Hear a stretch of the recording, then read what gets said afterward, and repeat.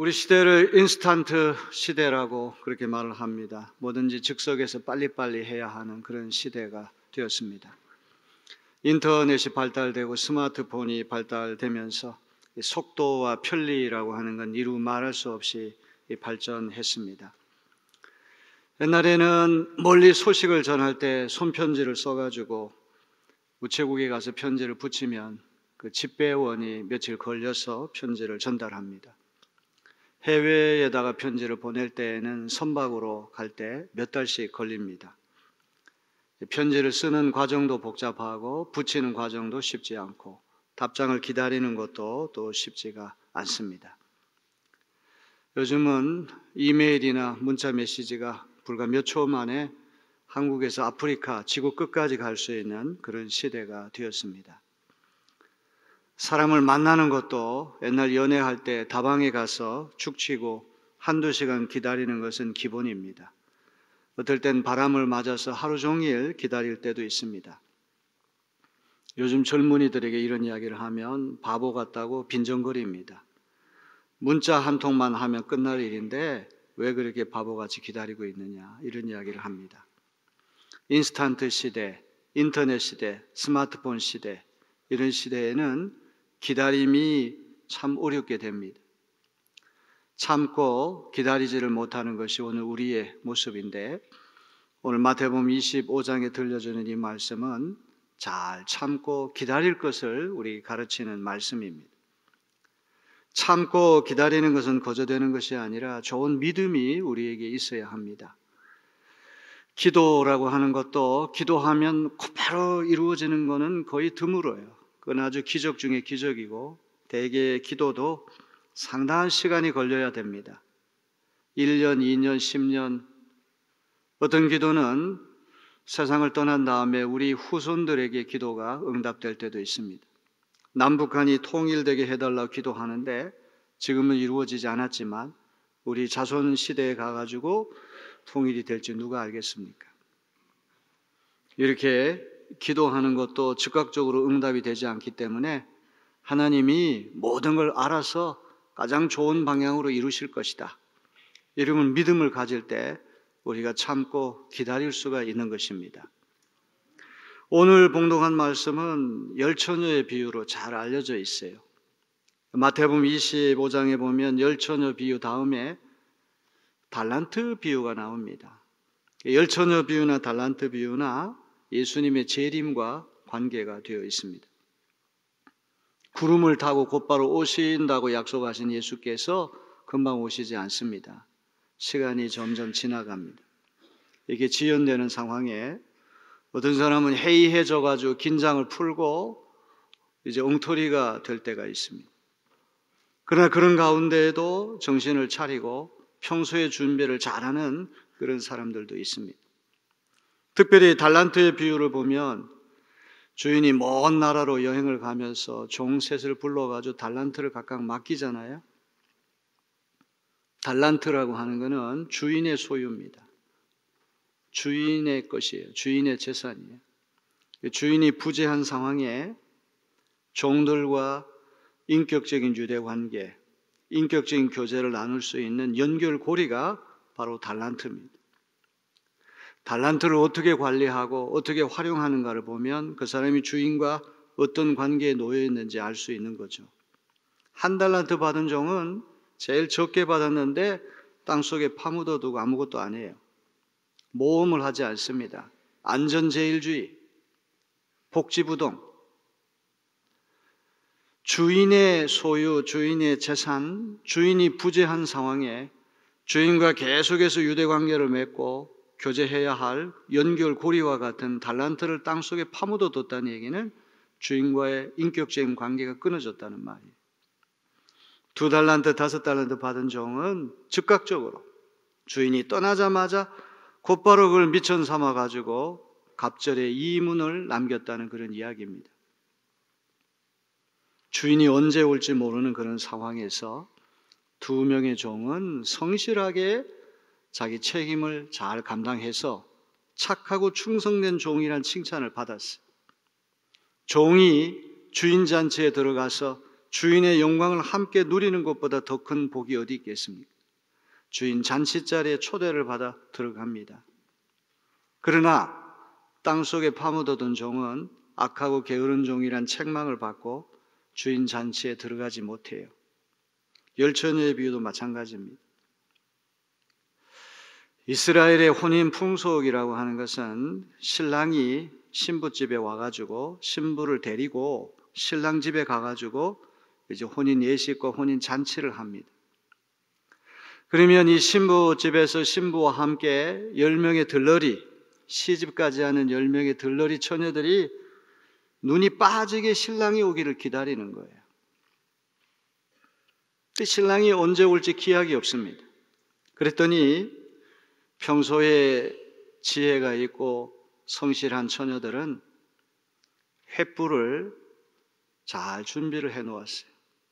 대개는 저녁 무렵에 밤중에 신랑이 들이닥치기 때문에 바깥에다가 횃불을 밝히는데 신랑이 오지 않는데도 횃불은 계속 타는 겁니다.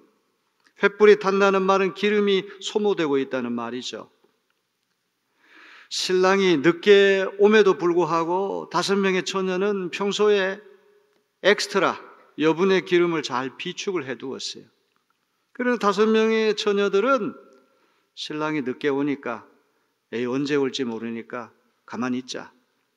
그리고는 여분의 기름을 비축하지 않아가지고 신랑이 도적과 같이 갑자기 들이닥쳤을 때 5명은 신랑을 횃불 들고 맞고 잔치에 들어갔는데 5명은 기름집에 기름 사러 가는 사이에 문이 굳게 닫혀서 잔치자리에 쫓겨났다. 이것이 오늘 예수께서 들려주시는 비유입니다. 재림이 눈에 띄게 지연된 상황에서 성도는 재림을 어떻게 기다려야 하는가?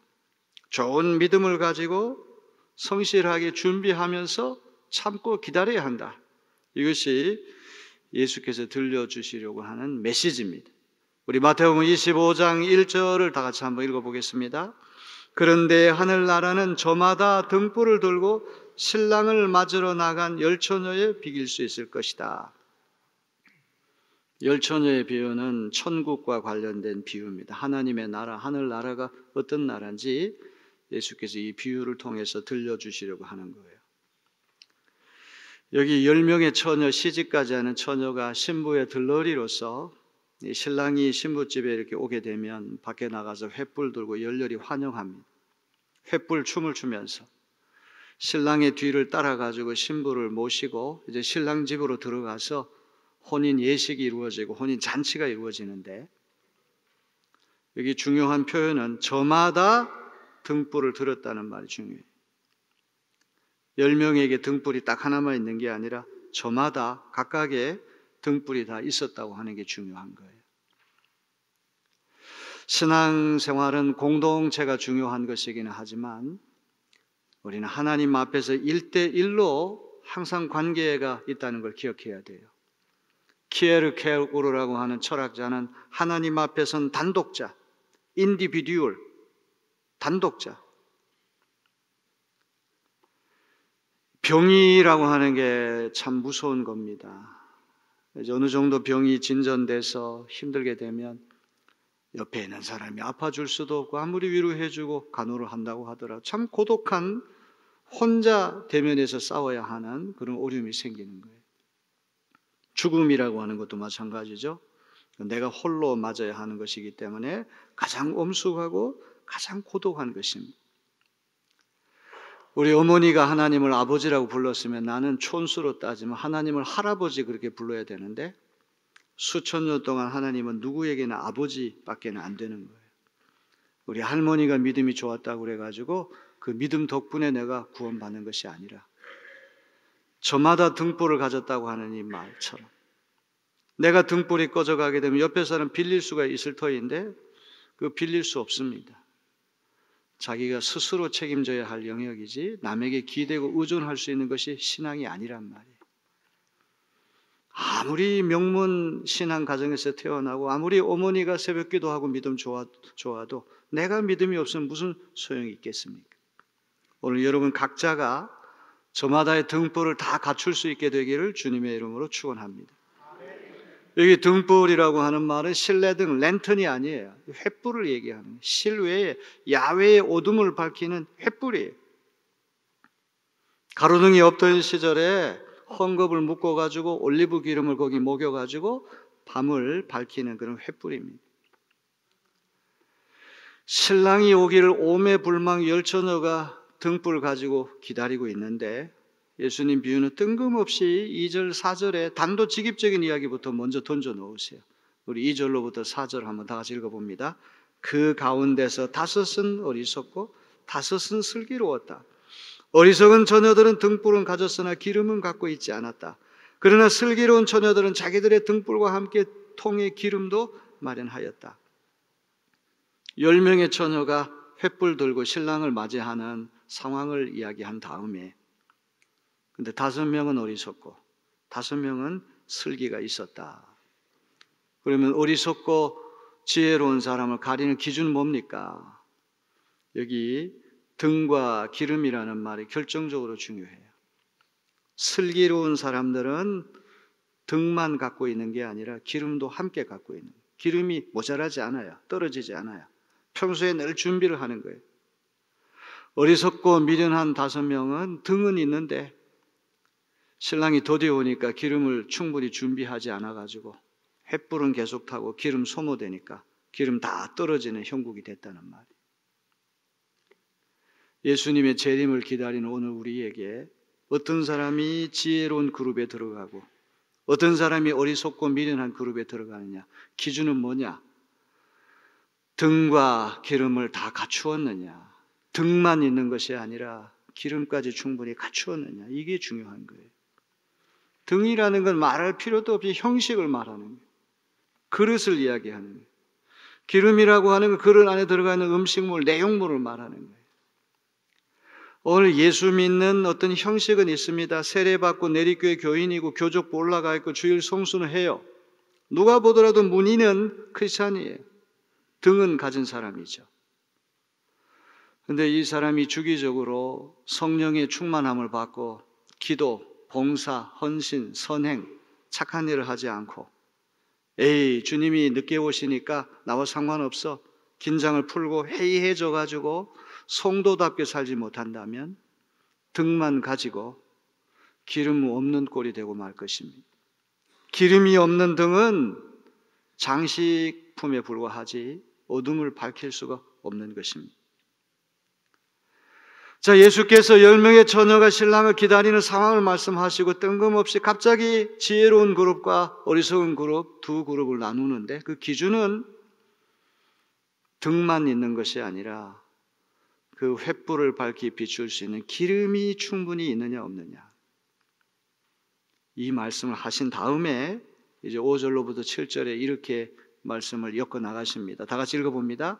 신랑이 늦어지니 처녀들은 모두 졸다가 잠이 들었다. 그런데 한밤중에 외치는 소리가 났다. 보아라, 신랑이다. 나와서 맞이하여라. 그때 그 처녀들이 모두 일어나서 제 등불을 손질하였다.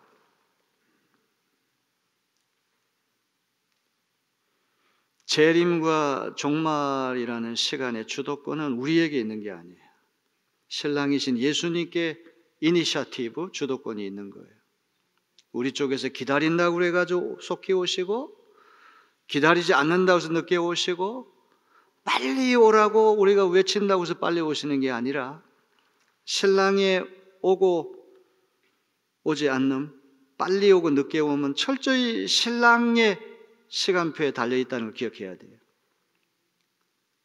지난 2000년 동안 어떤 사람이 예수님의 재림을 미리 예언해가지고 휴고 소동이 일어나고 참 터무니없는 일이거든요. 신랑이 왜 늦게 오는지는 아무도 몰라요. 신랑의 속사정이 있기 때문에 신랑이 늦게 오는 것이죠. 여기 10명의 들러리가 빨리 왔으면 좋겠다, 빨리 혼인잔치에 들어갔으면 좋겠다, 아무리 생각을 하고 사모한다고 할지라도 신랑의 늦게 오면 들러리들에게 걸려있는 문제가 아니라 신랑에게 걸려있는 거예요. 신랑의 시간이 중요해요. 시간을 보고 역사를 보는 눈은 세상 사람과 기독교는 달라요. 우리는 저 역사의 마지막 종점, 최종 완성점인 예수님을 향해서 우리 쪽에서 달려가는 것이 역사의 진행 과정이다 이렇게 생각하는데 기독교는 그렇게 생각하지 않아요.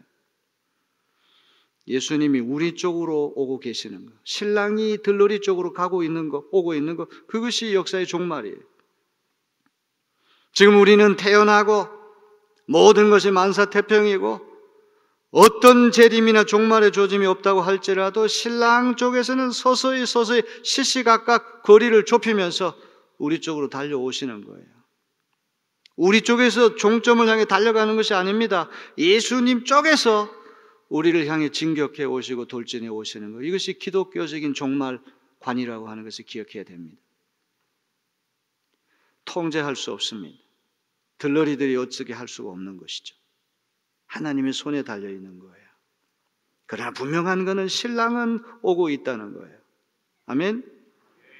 제 설교 제목은 신랑이 오고 있다, 그렇게 제가 정할 뻔했는데 신랑의 시간이라고 하는 것이 들러리에게 중요한 것이 아니라 시간의 이니셔티브가,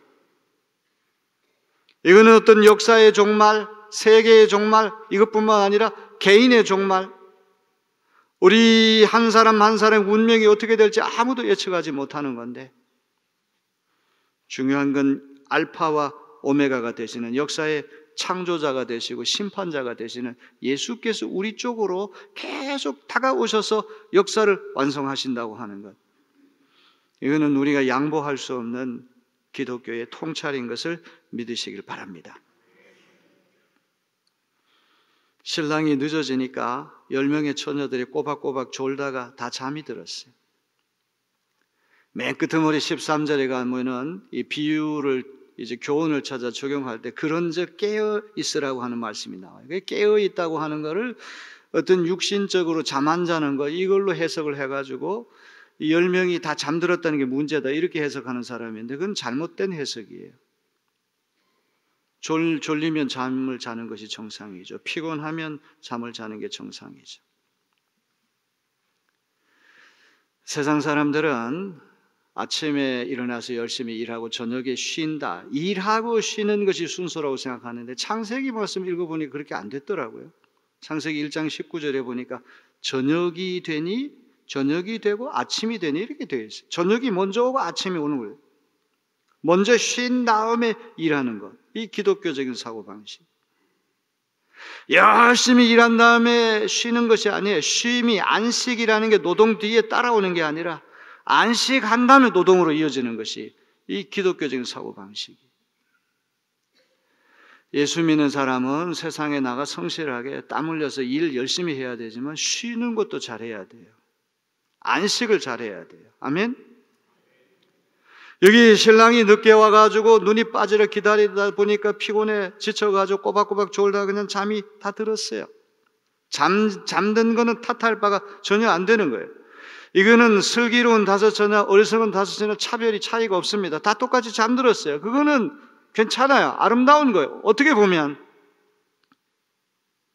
평소에 준비가 잘 된 슬기로운 다섯 처녀가 꿀잠을 잘 수 있을 거예요. 왜? 언제 신랑이 들이닥쳐도 준비되어 있으니까 걱정이 없잖아요. 어떤 책을 읽어보니까 불면증이라고 하는 건 불신앙의 표시다, 이런 이야기를 읽고 공감을 했어요. 자꾸 미래에 대한 막연한 걱정, 두려운 근심, 걱정 쌓아안고 있다 보니까 하나님이 살아서 역사하시고 가장 선하고 복된 길로 인도해 주시고 믿음이 다 떨어져 버리니까 전전긍긍하고 잠이 안 온다는 말. 기도원에 문제 있어가지고 간 사람들 가운데 가자마자 그냥 들이다 자면서 쿨쿨 잠자는 사람 믿음이 더 좋은 사람. 하나님께 다 내어 맡기고. 여기 5명 어리석은 사람, 5명 슬기로운 사람 똑같이 잠드는 거 탓할 바가 못 되는데, 오히려 정말 꿀잠을 자며 숙면을 취하는 사람은 평소에 준비 잘 된 사람, 신랑이 오고 있다는 것을 확실히 믿는 사람, 그 사람이 잠은 더 잘 잘 거예요. 저는 우리 내리교회 교인들이 다 불면증 떠나가고 오늘부터 잠 잘 자는 분들이 되시기를 주님의 이름으로 축원합니다. 하나님께서 사랑하시는 자에게 잠을 주신다고 말씀하셨잖아요. 그래가지고 예배 시간에 잠들면 안 돼요. 예배 시간에 깨어서 하나님 앞에 예배해야지. 잠잘 시간에 가서 자야지. 이상하게도 그냥 예배당에 와가지고 목사님 말씀만 시작되면 꼬박꼬박 졸기 시작해가지고, 이게 또 귀가 뚫려가지고 다 끝나면 눈이 번쩍 뜨여요. 이건 아무나 할 수 있는 게 아닙니다. 사랑하는 성도 여러분, 잠자는 건 탓할 바가 못 되는, 오히려 더 깊은 잠이 들 수 있는 사람은 더 믿음이 확고한 사람, 하나님이 역사의 주권을 잡고 계시고 하나님이 가장 선하고 복된 길로 내 길을 인도해 주실 것이다, 신랑이 언제 오든지 나는 맞을 준비가 되어 있다, 이런 이가 걱정 안 하고 잠잘 거 아닙니까? 자, 이렇게 해서 신랑이 갑자기 들이닥쳤을 때 5명의 처녀는 이제 곤란하게 됩니다. 자, 8절을 다 같이 읽어봅니다. 미련한 처녀들이 슬기로운 처녀들에게 말하기를 우리 등불이 꺼져가니 너희의 기름을 좀 나누어 다오 하였다. 신랑이 늦게 오니까 준비를 안 했어요. 소홀히 했어요. 횃불은 계속 타고 있고 기름은 소모되는데 기름집에 가서 여분의 기름 준비해야 돼, 그걸 못했단 말이에요. 그 5명 처녀에게 가서 우리 등불 꺼져가니 횃불 꺼져가니까 기름 좀 빌려달라, 구워달라고 그랬어요. 그랬더니 자 9절 말씀 다 같이 읽어봅니다. 그러나 슬기로운 처녀들이 대답을 하였다. 그렇게 하면 우리에게나 너희에게나 다 모자랄 터이니 안 된다. 차라리 기름 장수들에게 가서 사서 써라. 저는 이 참 예수님 비유 말씀 읽으면서 깜짝 놀라는 게, 게으른 5처녀, 부지런한 5처녀 이렇게 말을 해도 되는데 계속 슬기롭고 미련하다는 말을 계속 쓰거든요. 준비가 잘 된 사람, 못된 사람 이런 표현을 써도 되는데 계속 어리석은 사람, 지혜로운 사람, 슬기로운 사람, 이 두 진영으로 이게 나누어져요. 이거는 부지런함, 성실함, 게으름 이런 문제가 아니라 지혜의 문제구나. 지혜가 작동이 돼야 할 문제구나. 이 5명의 슬기로운 처녀들은 현실 판단이 뛰어나요. 자기네들 것도 충분하지 않은데 다른 5명에 나눠줬다가는 자기들 횃불도 떨어지거든요. 횃불도 꺼지거든요. 그럼 신랑이 오실 때 횃불 춤을 추면서 신랑을 맞아들였는데 10명의 횃불이 다 꺼져버리면 이건 혼인잔치가 망가지는 거예요. 반이라도 살려가지고 절반만이라도 횃불을 드는 것이 혼인잔치 성사시키는데 결정적으로 중요하니까, 우리 거 나눠줬다는 양쪽이 다 횃불 다 꺼져가니까 기름집에 가서 사라. 자, 그래가지고 10절 다 같이 봅니다. 미련한 처녀들이 기름을 사러 간 사이에 신랑이 왔다. 준비하고 있던 처녀들은 신랑과 함께 혼인잔치에 들어가고 문은 닫혔다. 게으른 5처녀, 어리석은 5처녀가 기름집에 기름 사러 간 사이에 신랑이 들이닥쳐가지고 준비된 5처녀만 횃불 들고 신랑 모시고 신랑 집에 들어가가지고 잔치에 들어갔어요. 문이 굳게 닫혀버렸어요. 아무리 문을 열어달라고 예언해도 문을 안 열어줍니다. 11, 12절 보세요.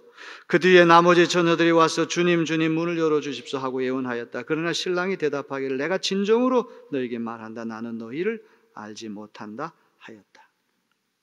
준비는 문이 닫히기 전까지만 가능한 거예요. 문이 닫힌 다음에 준비해봤자 소용이 없어요. 재림 직전까지 우리 각자가 준비에 만전을 기해야지, 오신 다음에는 아무 소용이 없다. 다급해가지고 다른 사람 의지하려고 해도 다 소용없고 스스로 책임을 져야 한다는 그런 이야기예요. 이 비유는 어쩔 수 없이 알레고리카란 해석, 풍유적인 해석, 영적인 해석을 할 필요가 있어요. 비유에 등장하는 인물, 소재 이런 것들을 암호, 수수께끼로 놓고 하나씩 대입해가지고 풀어야 됩니다. 신랑은 누구를 얘기합니까? 예수님 말하는 거예요. 혼인잔치는 예수께서 재림하신 다음에 열릴 천국 잔치를 얘기해요. 자, 화면 계속 넘기세요. PPT. 연회의 문이 닫힌다는 말은 최후 심판 때 구원받을 사람, 구원받지 못할 사람 분리된다는 얘기예요. 신랑이 늦게 온다는 말은 재림이 지연된다는 거예요. 갑자기 들이닥친다는 것 도둑과 같이 예고 없이 돌발적으로 일어난다는 거예요.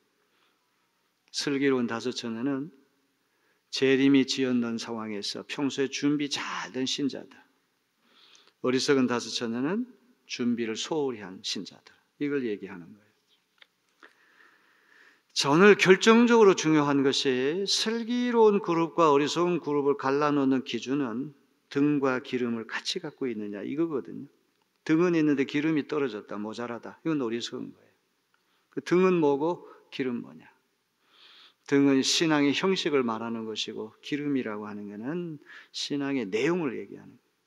기도도 될 수 있고 성령 충만도 될 수 있고 봉사도 될 수 있고 선행도 될 수가 있고 새벽제단 쌓는 것도 될 수 있고 하나님 앞에 헌신하고 충성하고 끝까지 예수님께 붙어가자 하는 행동 일체가 다 기름이에요. 자동차가 잘 굴러가는데 기름이 떨어지면 멈추잖아요. 그럼 주유소가 재급유를 받아야 돼요.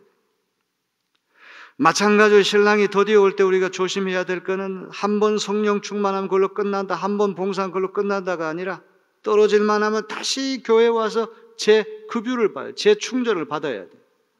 그래야지 끝까지 주님 오실 때 우리 부끄럼 당하지 않고 영광의 혼인잔치에 참여하는 역사가 일어나게 될 것입니다. 마태복음 5장 16절을 다 같이 읽어봅니다. 이같이 너희 빛이 사람 앞에 비치게 하여 그들로 너희 착한 행실을 보고 하늘에 계신 너희 아버지께 영광을 돌리게 하라.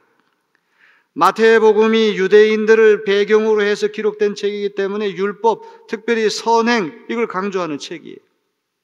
많은 학자들은 여기 그 기름이라고 하는 건 선행을 이야기하는 것이다. 예수 믿는 우리가 예수님 재림이 늦어졌다고 해가지고 방심하고 해이해지고 긴장이 풀려가지고 그냥 되는 대로 물결 치는 대로 바람 부는 대로 그렇게 살지 말고 예수 믿는 사람답게 선한 일 많이 하고 살아야 된다, 이걸 얘기하는 거예요. 평소에 준비가 잘 된 학생은 시험을 언제 번개 시험을 치른다고 해도 시험 잘 볼 수가 있어요. 평소에 훈련이 잘 된 운동선수는 아무 때나 차출돼도 경기 잘할 수 있어요. 예수 믿는 것도 훈련이 필요하고 준비가 필요한 유비무환이라고 하는 것을 잊지 말아야 돼요.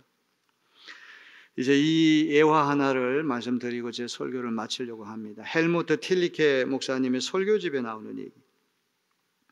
독일에서 배를 타고 미국으로 여행을 하는데 갑판 위에 이렇게 보니까 주인이 없는 개 한 마리가 있어요. 셰파드, 목양견이 한 마리가 있는데 덩치가 크고 잘생기고 값이 엄청나게 비싼 개입니다. 주인이 비행기에 태울 수 없으니까 배편으로 맡긴 그런 개입니다. 잘생기고 값비싸고 멋있는 개인지만 주인이 없으니까 너무 외로워 보이는 거예요.